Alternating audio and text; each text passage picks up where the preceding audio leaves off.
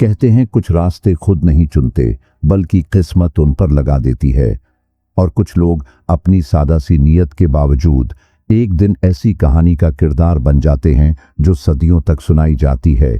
किसी को क्या मालूम होता है कि पहाड़ के पीछे छिपे साए क्या छिपा रहे हैं या जंगल की खामोशी में कौन सा राज छिपा बैठा है। बाज औकात एक मामूली कदम इंसान को ऐसी राहों पर ले जाता है जहां आजमाइश भी होती है मगर इनाम ऐसा कि अकल हैरान रह जाए। ये दास्तान है एक ऐसे ही लकड़हारे की जिसके हिस्से में दुनिया की सख्तियां आई, मगर इसके दिल में जो रोशनी थी उसने एक ऐसा दरवाजा खोल दिया जिसके पीछे न सिर्फ राज थे बल्कि तकदीर का वो तोहफा भी छिपा था जिसका वादा सब्र वालों से किया गया है। सदियों पहले की बात है जब इराक के सरसब्ज पहाड़ों और वादियों में छोटे छोटे गांव और बस्तियां हुआ करती थीं। उन्हीं बस्तियों में से एक बस्ती थी जहां एक गरीब लकड़हारा रहता था। उसका नाम था सालिम। सालिम यतीम था, तन्हा रहता था और उसके पास सिर्फ एक बोसीदा कल्हाड़ी और एक छोटी सी झोंपड़ी थी जो उसके वालिद के बाद मीरास में मिली थी। सालिम नहायत दीनदार, सादा मिजाज और मेहनती था। हर सुबह अज़ान फजर के वक्त उठता, नमाज अदा करता और फिर अल्लाह का नाम लेकर जंगल की तरफ रवाना हो जाता। उसके कपड़े फट्टे पुराने थे मगर दिल साफ था। गांव के अक्सर लोग उसे बदकिस्मत समझते थे क्योंकि उसकी मेहनत का फल अक्सर बर्बाद हो जाता था। कभी बारिश आ जाती, कभी लकड़ी गिरकर दरिया में बह जाती और कभी कोई खरीदार ही न मिलता। एक दिन जब वो कल्हाड़ी कंधे पर रखे जंगल की तरफ जा रहा था तो गांव का एक अमीर ताजिर मुनीर उसके रास्ते में आ गया। ऐ सालिम, फिर वही जंगल, फिर वही मेहनत। सालिम ने आजिज़ी से सिर झुकाया। हाँ जी, अल्लाह के सहारे जा रहा हूं। हाँ, तेरा अल्लाह तो है ही, मगर किस्मत शायद कहीं और भटक गई है। उसने सालिम का मजाक उड़ाया। गांव वाले अक्सर इस तरह के तंज करते मगर सालिम इन बातों को दिल पर नहीं लेता। वो जानता था कि इंसान का काम है मेहनत करना और रिस्क देना सिर्फ अल्लाह के हाथ में है। उस दिन की जंगल की हुआ कुछ मुख्तलिफ थी। परिंदों की उड़ान भी बहुत सुस्त लग रही थी और दरख्त कुछ ज्यादा खामोश। सालिम ने एक जगह बैठकर पानी पिया और शुक्र अदा किया। फिर वो दरख्त काटने में मसरूफ हो गया। सूरज सर पर आ चुका था जब सालिम ने एक घना इलाका देखा जिसमें वह पहले कभी नहीं गया था। दरख्त इतने ऊंचे थे कि आसमान दिखाई न देता और फजा में एक अजीब सी महक बसी हुई थी। सालिम कुछ देर तजब्जुब में रहा मगर फिर उसने दिल में कहा, अगर रिस्क यहां है तो मेरा अल्लाह मेरी रहनुमाई करेगा। जब वह इस अजनबी इलाके में दाखिल हुआ तो उसे एक बुलंद पहाड़ी के दामन में छिपी हुई एक पुरानी इमारत दिखाई दी। इमारत खस्ता हाल थी मगर उसके दरवाजे पर अरबी में कुछ लिखा था, हर वह दिल जो इखलास से लबरेज हो यहां खैर पाएगा।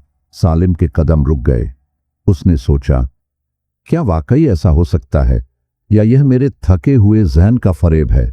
लेकिन जब दरवाजे के पास पहुंचा तो एक अजीब सी ठंडी हवा का झोंका उसके चेहरे से टकराया, जैसे कोई कह रहा हो, आगे बढ़ो, यही तुम्हारा रास्ता है। वह अंदर दाखिल हुआ। चारों तरफ खामोशी छाई थी, सिर्फ उसके कदमों की आहट गूंज रही थी। इमारत के बीच में एक बड़ा सहन था और उस सहन के बीच में एक छोटा सा बाग जिसमें कुछ दरख्त खड़े थे। उनमें एक दरख्त कुछ खास था, जैसे रोशनी चमक रही हो उसकी शाखों से। सालिम ने हैरत से देखा, यह तो संदल का दरख्त लगता है। इराक में संदल की लकड़ी निहायत कीमती मानी जाती थी। सालिम की आंखों में एक लम्हे को उम्मीद की चमक लहराई मगर उसने दिल में कहा, यह जगह आम नहीं लगती, पहले अल्लाह से मशविरा कर लूं। उस रात वह घर आया और इशा की नमाज पढ़कर सालिम ने 2 रकत नमाज इस्तिखारा पढ़ी और दुआ की, या अल्लाह, अगर इस लकड़ी में मेरे लिए खैर है तो इसे मेरे लिए आसान कर दे और अगर इसमें कोई शर है तो मुझे वापस पलटा दे। नमाज के बाद उसके दिल को एक अजब सुकून मिला। उसे लगा जैसे किसी ने उसके कांधे पर हाथ रखकर कहा हो, चाहो तो ले लो मगर नीयत साफ रखो। सुबह होते ही उसका इत्मीनान और भी ज्यादा बढ़ गया था, जैसे वह रास्ता सिर्फ उसी का इंतजार कर रहा हो। सालिम वहां लकड़ियां काटने पहुंच गया। उसने दरख्त के एक टहने को निहायत आराम से काटा। उसकी खुशबू पूरे सहन में फैल गई। वह उसे बांधकर वापस गांव की तरफ रवाना हुआ, मगर उसके दिल में अजीब सी कैफियत थी, जैसे कुछ गैर मामूली होने वाला हो। गांव पहुंचकर सालिम ने वह लकड़ी बाजार में एक ताजर को दिखाई। ताजर ने हैरत से पूछा, कहां से लाए हो यह लकड़ी? यह तो असली संदल है और खुशबू भी निराली है। सालिम ने मुस्कुराकर सिर्फ इतना कहा, जंगल में एक नया रास्ता मिला था। ताजिर ने लकड़ी के बदले सालिम को वह रकम दी जो उसने अपनी जिंदगी में कभी ख्वाब में भी नहीं सोची थी। उसी रात सालिम ने शुक्राने के नफ़िल अदा किए और आंखों में आंसू लिए रब के हुजूर झुक गया। या अल्लाह, मैं तेरा कमजोर बंदा हूं, तूने अपनी रहमत से मुझे नवाजा। मगर उसे क्या मालूम था कि यह तो महज शुरुआत थी। इस इमारत का राज अभी भी मुकम्मल नहीं खुला था और उन संदल के दरख्तों के पीछे एक ऐसी तकदीर छिपी थी जो सदियों से मुंतजिर थी। बाद राज वक्त के पर्दे में छुपे रहते हैं, यहाँ तक कि कोई ऐसा आ जाए जो सब्र, सिद्क़े दिल और खुलूस से उन्हें जगा दे। सालिम की जिंदगी में पहली बार आसाइशों की हल्की सी लहर आई थी। बाजार में संदल की लकड़ी का अच्छा दाम मिला, कर्ज का कुछ हिस्सा चौकाया और बाकी बचत से गांव के बच्चों और गरीबों के लिए गर्म कपड़े खरीदे। लोगों को यकीन न आया, ये वही सालिम है जो कल तक 2 वक्त की रोटी को तरस रहा था। लेकिन सालिम पहले जैसा ही आजिज रहा। अब रोज वो तुलुए फज्र के वक्त जंगल जाता और उस इमारत के अंदर मौजूद खास दरख्त से लकड़ी लेकर आता, मगर हर बार वो दरख्त वैसा का वैसा खड़ा रहता। क्या ये कोई करामत है? सालिम ने एक दिन सोचा, फिर खुद कलामी करते हुए कहा, नहीं, ये मेरे रब की रहमत है, बस और कुछ नहीं। एक दिन जब वो इमारत में दाखिल हुआ तो फजा कुछ अजीब सी थी, पहले जैसी नहीं थी। उसे हवा में हल्की सी सरगोशी सुनाई दी, जैसे उसे कोई पुकार रहा हो। सालिम वो ठटका, दरवाजे की तरफ देखा, कोई नहीं था। इसके दिल ने जोर से धड़कना शुरू कर दिया, लेकिन सालिम ने खुद को संभाला और कहा, यह मेरा वहम है, मैं थका हुआ हूं और ऐसा कुछ भी नहीं है। अगले दिन फिर यही हुआ, और इस दिन जब वो लकड़ियां काटकर जाने लगा तो सहन के एक कोने में उसे जमीन में दबी हुई कोई चीज चमकती दिखाई दी। वो आगे बढ़ा, मिट्टी हटाई और एक पुराना सा छोटा लोहे का दरवाजा निकला, जिस पर अरबी में कुछ लिखा था, ये दर उसी के लिए खुलेगा जो खौफ पर सब्र और नियत पर यकीन रखता है। सालिम देर तक इस दरवाजे को देखता रहा, फिर घर वापस आ गया और उस रात सजदे में देर तक रोता रहा और दुआ मांगता रहा, या अल्लाह, ये सब क्या है? अगर ये आजमाइश है तो मुझे सब्र दे, अगर इन्हाम है तो शुक्र की तौफीक, मगर कहीं ऐसा ना हो कि मैं रास्ता भटक जाऊं। इसी रात उसे ख्वाब में एक नूरानी चेहरा दिखाई दिया, एक आलम जैसा शख्स, सफेद लिबास, हाथ में तस्बीह और लहजे में शफकत।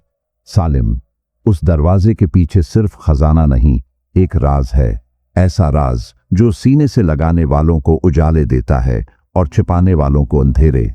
कदम सोच कर रखना, मगर पीछे न हटना। अगले दिन सालिम ने वजू किया, अल्लाह का नाम लिया और इमारत की तरफ चल दिया। उसने अपने दिल को मजबूत करके लोहे का वो दरवाजा आहिस्ता से खोला।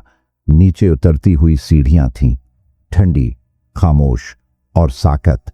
नीचे एक छोटा सा तहखाना था जहां मट्टी, वक्त और खामोशी की महक बसी हुई थी, और वहां एक दीवार के साए में वो दिखाई दी, एक लड़की, खामोश, सफेद लिबास में, चेहरे पर नूर और आंखों में सदियों की गहराई।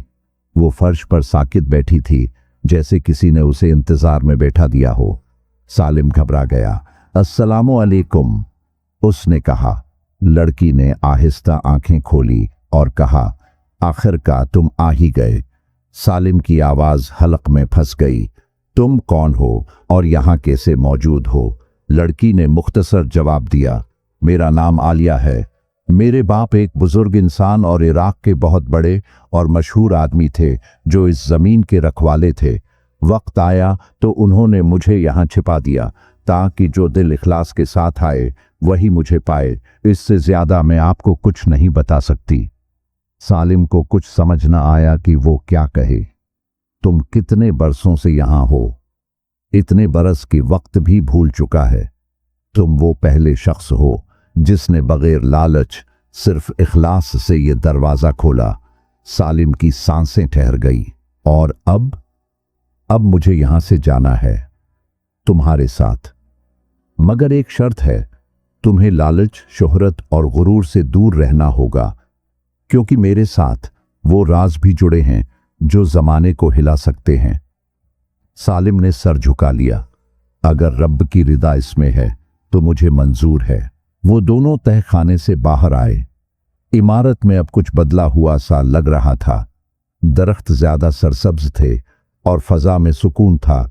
गांव लौटते हुए सालिम के साथ आलिया भी थी। लोगों ने पूछा, ये कौन है? सालिम ने कहा, किसी की एक अमानत। अगले दिन वो गांव के बुजुर्ग आलिम दीन के पास गए और सालिम ने सारी कहानी सच सच बयान की। आलिम दीन देर तक खामोश रहे, फिर बोले, अगर ये सब तुम्हारे अखलास से हुआ है तो ये अल्लाह की तरफ से आजमाइश है। निकाह करो और इस अमानत को इज्जत से रखो, मगर याद रखो ये नेमत आजमाइश भी बन सकती है। सालिम और आलिया का निकाह सुन्नत के मुताबिक सादगी से हुआ, मगर उसके बाद गांव में तब्दीली आने लगी। गरीबों के हालात बदलने लगे, लोग आपस में नरमी से बात करने लगे और सालिम का दरवाज़ा हर वक्त मोहताजों के लिए खुला रहने लगा। मगर कुछ आंखें अभी भी सालिम की खुशी बर्दाश्त न कर सकीं। गांव का वही पुराना रईस मुनीर अब सालिम के खिलाफ साजिशें सोचने लगा। ये सब कैसे मुमकिन है? वो तो मामूली लकड़हारा था। ये सब एक अफसाना लगता है, हकीकत नहीं। मुनीर ने अपने नौकरों को हुक्म दिया कि सालिम के पीछे जासूसी करें और उस इमारत का पता लगाएं। उधर सालिम को एक और ख्वाब आया, एक नरमी भरा इंतिबाह। जो राज खोलता है उसे संभालना भी आना चाहिए। आजमाइश खत्म नहीं हुई, अब उसका अगला दरवाजा खुलने को है। अल्लाह ताला अपने मुखल्लिस बंदों को दुनिया में कभी कभी ऐसे मकाम पर ले जाता है जहां दौलत और ताकत उनके कदम चूमती है, मगर अगर वो उसमें आजिज़ी के साथ रहें तो उनके हाथ से खैर की नहरें बहती हैं। सालिम की जिंदगी में सुकून और बरकत आ चुकी थी। आलिया की मौजूदगी न सिर्फ एक हमसफर की मानिंद थी, बल्कि उसकी बातों, सुकूत और सोचों से ऐसा लगता जैसे वो किताबों के बिना इल्म बांटती हो। वो बच्चों को कुरान पढ़ाती, औरतों को सब्र और शुक्र सिखाती और गांव के बूढ़ों की खदमत में पेश पेश रहती। सालिम खुद भी वही सादा इंसान था। हर सुबह वो अल्लाह का शुक्र अदा करता, कुछ लकड़ियां लाता, कुछ बाजार में जाकर देता और बाकी से घर का खर्च चलाता। लेकिन जैसा कि हमेशा होता है, जहां रोशनी होती है वहीं अंधेरा छिपकर वार करने की कोशिश करता है। मुनीर, जो कभी गांव का सबसे बासर इंसान था, अब तन्हा और खाली महसूस करने लगा। वो सालिम की इज्जत, शहरत और लोगों का एतमाद बर्दाश्त न कर सका। उसने अपने दो खास आदमियों, फाजिल और इब्राहिम, को हुक्म दिया कि सालिम की निगरानी करें और मालूम करें कि उसने वो संदल की लकड़ी कहाँ से पाई और वो अजीब इमारत कहाँ है। कई दिनों की निगरानी के बाद फाजिल ने इत्तला दी, जनाब, सालिम हर हफ्ते एक खास दिन सुबह फजर के वक्त जंगल के उस पुराने हिस्से की तरफ जाता है जहां आम लोग जाने से डरते हैं। वो वहां से खाली हाथ नहीं आता। मुनीर की आंखों में लालच चमकने लगा। अगर वो इमारत वाकई किसी खजाने की चाबी है तो वो मेरे काम की है। सालिम की नेकी का दिखावा अब खत्म होना चाहिए। उसी रात जब आसमान पर बादल थे और सितारे छिपे हुए थे, मुनीर ने अपने आदमियों को हुक्म दिया कि सालिम के पीछे जाएं और अगर मौका मिले तो इस इमारत में दाखिल होकर राज चरा लें। लेकिन वो नहीं जानते थे कि ये कोई आम जगह नहीं, बल्कि ऐसी जगह थी जहां नीयत, इखलास और आजिज़ी के बगैर कदम रखना अपने अंजाम को खुद दावत देने के मुतरादिफ था। फाजिल और इब्राहिम ने रात की तारीकी में वो दरवाज़ा तलाश किया, वही लोहे का दरवाज़ा जिस पर लिखा था, ये दर उसी के लिए खुलेगा जो खौफ पर सब्र और नीयत पर यकीन रखता है। वो हंस पड़े। ये सिर्फ एक पुरानी तहरीर है, खजाना हमारा मुंतजर है। जैसे ही उन्होंने दरवाजा खोला, अंदर एक खामोश जहरीली हवा ने उनके जिस्मों को ऐसा झटका दिया कि वो दोनों जमीन पर गिर पड़े और वहीं बेहोश हो गए। अगली सुबह सालिम जब वहां पहुंचा तो उन्हें नीम मुर्दा हालत में पाया। उसने उन्हें पानी पिलाया, होश में लाया और वापस गांव ले आया। आलिया ने जब यह सुना तो वो खामोश हो गई, मगर उसकी आंखों में आंसू थे। सालिम, अब वक्त आ गया है कि वो राज तुम्हें बताया जाए जिसे मैं बरसों से दिल में लिए बैठी हूं। आलिया ने सालिम को इस इमारत के तहखाने में ले जाकर एक संदूक दिखाया। जब वो खोला तो अंदर कई पुराने कागजात, किताबें और एक मोहर लगी अंगूठी रखी थी। मेरे वालिद एक बहुत बड़े दाना, आलिम, हकीम और बुजुर्ग इंसान थे। उन्होंने अपनी उम्र का बेशतर हिस्सा इल्म बातिन, हदीस, सुन्नत नबवी के मुताबिक तिब्बी तहकीक और कुरान की खिदमत में गुजारा। उनके पास कुछ ऐसी इल्म और हिकमत की नायाब किताबें थीं जिनमें कुरान और सुन्नत के मुताबिक रूहानी उलूम और तिब्ब-ए-नबवी से लोगों के इलाज के लिए नायाब नुस्खे थे। उनके नुस्खों की शोहरत पहुंचते पहुंचते एक बहुत बड़े सौदागर तक पहुंच गई। उसने बादशाह को वर्गलाया कि इन नुस्खों को कारोबारी मकासद के लिए इस्तेमाल किया जाए, लोगों से मुंह मांगे दाम लिए जाए। मगर मेरे वालिद राजी नहीं थे। उनके मुताबिक इस इल्म पर सबका हक है और ये बिना कीमत के हर दरवाजे तक पहुंचना चाहिए। वो नुस्खे चुराकर उन्हें फिर लोगों को बेचने चाहते थे, मगर मेरे वालिद लगातार इनकार कर रहे थे। आखिर एक दिन जब फितना बढ़ा और उन उलूम को गलत हाथों में जाने का खतरा हुआ तो उन्होंने सब कुछ उस इमारत में छुपा दिया और मुझे भी वसीयत की, जिस दिन एक सादा, दीनदार और नियत का सच्चा शख्स यहां आएगा वो उन उलूम का वारस बनेगा। सालिम की आंखों में हैरत थी, मगर उसके दिल में सुकून था। क्या मैं उसके लायक हूं? आलिया मुस्कुराई। तुम्हारा सवाल ही तुम्हें लायक बनाता है। सालिम और आलिया ने यह फैसला किया कि अब ये इल्म छिपाया नहीं जाएगा, बल्कि उसका फायदा दूसरों को दिया जाएगा। उन्होंने गांव में एक छोटा मदरसा कायम किया जहां कुरान, हदीस और सीरत नबवी की तालीम दी जाने लगी। उन्होंने गांव में एक शिफा खाना भी खोला जहां बीमार लोगों का कुरान और सुन्नत, तिब्ब-ए-नबवी और जड़ी बूटियों के मुताबिक मुफ्त इलाज किया जाता था। मुनीर, जो लालच में अंधा हो चुका था, जब सालिम की माफ़ी और हुस्ने सुलूक को देखता तो शर्म से झुक जाता। एक दिन वो शिफा खाने के बाहर आकर बैठ गया और देर तक रोता रहा। सालिम उसके पास आया और सिर्फ एक जुमला कहा, अगर नीयत बदल जाए तो किस्मत भी बदल सकती है। इसी दिन से मुनीर ने अपना गुरूर छोड़ा और सालिम के मदरसे में एक तालिबे इल्म की तरह इल्म हासिल करने लगा। ये बस्ती अब इराक की एक नई बस्ती बन चुकी थी। वहां का हर बच्चा तालीम याफ्ता, हर बुजुर्ग महतरम और हर दिल सखी हो चुका था। सालिम और आलिया की कोशिशें रंग ला चुकी थीं।